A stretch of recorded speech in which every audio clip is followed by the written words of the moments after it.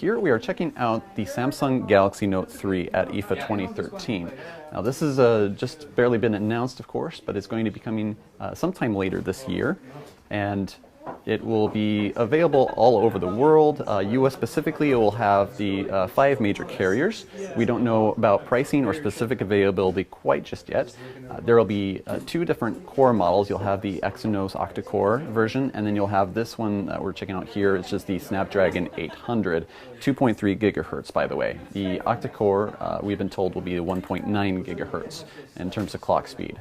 Now, as you can see, it's TouchWiz at its finest. If you've used the Note 2 or really any other Galaxy device running TouchWiz, there's absolutely it's absolutely the same kind of user interface.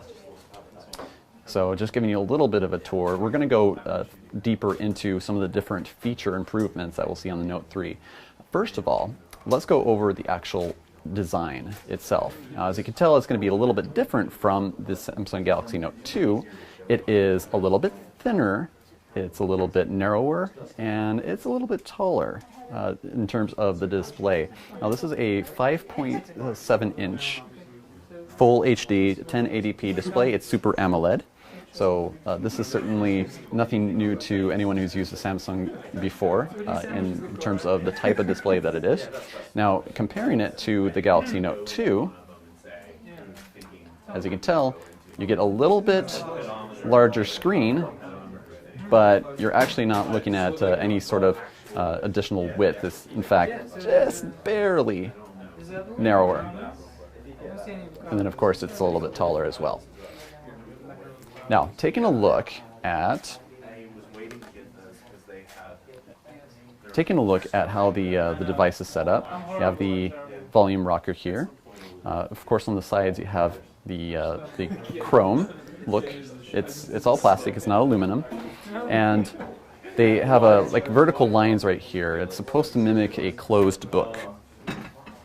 On the top, you have the 3.5mm jack with a IR. Also, you have the power button. So not much going on in terms of actual buttons on the outside or on the edges. And then, of course, here you have your S Pen dock, your speaker, and micro USB, along with USB 3.0 support. So that's very important to take a look at. On the front, you have the capacitive buttons here on the bottom with the hardware button right here, the hardware home button. The capacitive screens also work with the S Pen. And then, of course, on top, we also have the 2-megapixel frontward-facing camera with the earpiece and the sensors. And then on the back, you'll see some stitches here on the outside. This is actually a faux leather material here. It actually feels quite nice, especially compared to the glossy plastic that we've had on the previous Note and many of the other Galaxy devices that we played around with. The camera is 13 megapixel with the LED flash. And then let's open this up so you can see what's inside. And it's got a micro SIM slot and a micro SD slot just stacked on top of each other. And that's how it looks. And the battery is 3,200 milliamp hours. So it's a slight improvement over the Note 2 in that sense. All right, so taking a look at the software itself, there are a few feature improvements. Of course, Samsung loves to throw in additional features into its latest and greatest phones. So this here, you have the S Pen. That's nothing new. This one's actually a little bit more difficult to take out than the Note 2, at least at first. We might, after some time, get used to it, and it might be a little bit easier in that sense. Pulling out the S Pen brings up this Air Command menu. This is a little bit less invasive, a little bit nicer than the Note 2 setup, which was just the full screen showing up. So we like this look. A little bit easier to navigate around, and then if you want to get rid of it, then you can. If you want to bring it up, you just hover the pen over, press the button, and boom, you're in. Now, to just go over a few of these different things, for example, you have a pen window. And what you do here is you draw a square or rectangle, and you have several different miniature screens that you can choose from. So you bring up the phone, and you have a tiny, tiny screen there. And we'll do this with a few more.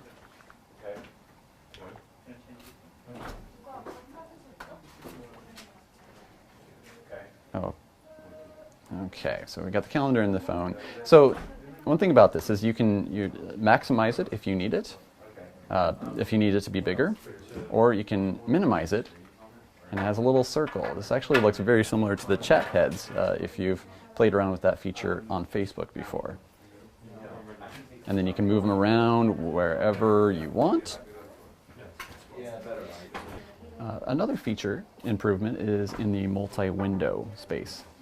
Multi-window is one of our favorite features that was introduced last year, and one of the nice improvements here is that you can actually take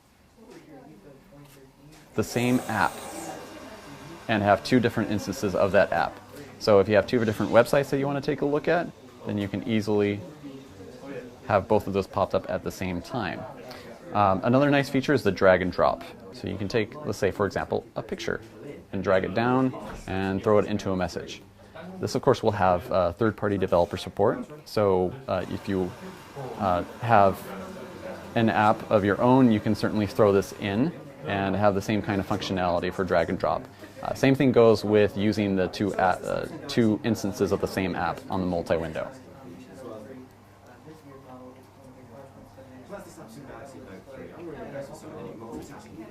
Okay. Now, one other nice software feature is when you slide up, you have access to the magazine app. Now, this is, if you're familiar with the HTC One, you'll notice that this is very similar to the Flipboard functionality, but there are certainly a lot of differences here. For example, you have a panel here for news category, personal, here and now, and social. You also have here on the top right corner, if you need access to some of your most popular or most favorite applications, these icons here actually mimic the bottom bar. So whatever you have in the bottom bar will show up here, so that way you can just go straight into making calls if you need it. So in terms of the magazine app, the personal, news, all of these, you can certainly change the order, you can add different sites,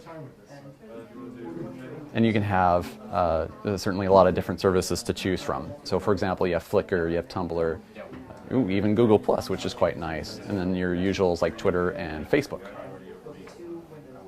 We'll have plenty more details on our hands-on post at Engadget.com, where we go into deeper detail on all these different features. So this is just a brief overlook on some of the biggest feature changes or enhancements. Now this is running Android 4.3. It is also compatible with the new Galaxy Gear, which has also been announced by Samsung here at IFA 2013. And of course we'll have a hands-on where we're going to look more into the various features on the Galaxy Gear as well. Thanks again for watching.